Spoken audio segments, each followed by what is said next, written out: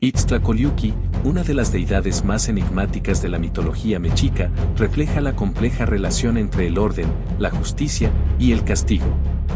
Su nombre, que en náhuatl significa el dios de la obsidiana curva o el que tuerce las cosas rectas, está profundamente asociado con el frío, la dureza y las consecuencias de las acciones.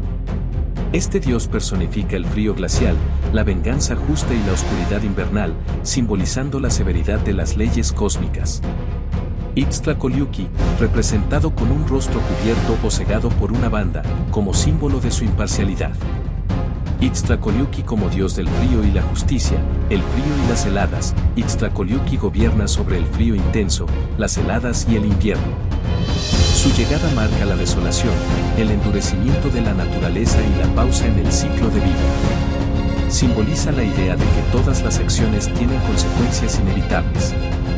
Te invito a ver la historia completa en mi canal.